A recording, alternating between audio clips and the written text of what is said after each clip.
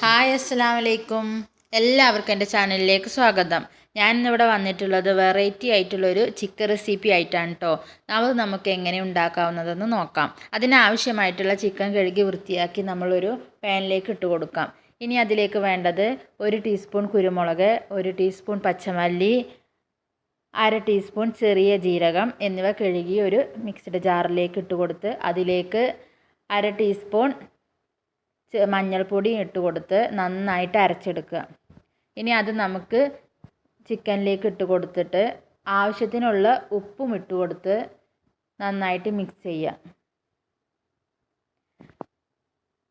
ഞാനിവിടെ കൈ വെച്ചുകൊണ്ട് തന്നെയാണ് കേട്ടോ മിക്സ് ചെയ്യുന്നത്. നിങ്ങൾക്ക് വേണമെങ്കിൽ ഒരു സ്പൂൺ എടുത്ത് ഇളക്കി കൊടുക്കാം.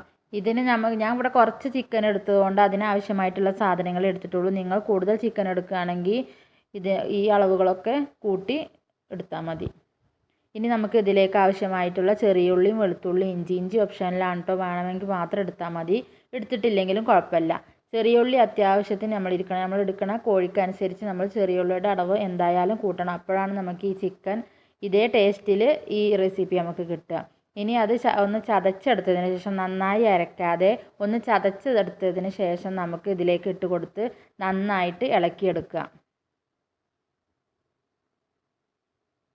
ഇനി ഇതിലേക്ക് ഇത് വേവാൻ ആവശ്യമായിട്ടുള്ള വെള്ളം നമുക്ക് ഈ സമയത്ത് ഒഴിച്ചു കൊടുക്കാം. നമ്മൾ അരച്ച മിക്സിയുടെ ജാറിലേക്ക് കുറച്ച് വെള്ളം ഒഴിച്ചു കൊടുത്ത് 1/2 ഗ്ലാസ് വെള്ളമൊക്കെ ഒഴിച്ചു കൊടുത്തിട്ട് ഒന്ന് ചുറ്റി ഒരു ഗ്ലാസ് വെള്ളമൊക്കെ ചിക്കൻ വേവാൻ ആവശ്യമായിട്ടുള്ള വെള്ളം നമുക്കിതിൽ വേണം. ഒരുപാട് വെള്ളം കൊടുക്കാൻ ഇത് ടേസ്റ്റ് ഉണ്ടാവില്ല. അപ്പോൾ ഇനി ഇത് നമുക്ക് വേവിച്ചെടുക്കാം.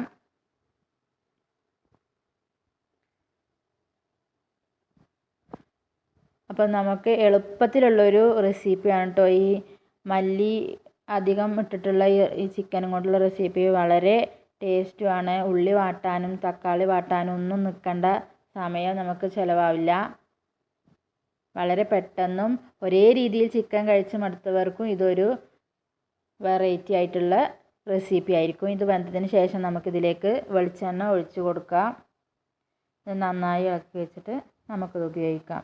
എൻ്റെ ഈ റെസിപ്പി നിങ്ങൾക്ക് ഇഷ്ടപ്പെട്ട് കഴിഞ്ഞാൽ എന്തായാലും എല്ലാവരും ലൈക്കും ചെയ്യുക, സബ്സ്ക്രൈബും ചെയ്യുക, കമൻറ്റും ചെയ്യുക. നിങ്ങൾക്ക് ഇഷ്ടപ്പെട്ടാൽ നിങ്ങൾ എന്തായാലും കമൻറ്റ് ചെയ്യണേ.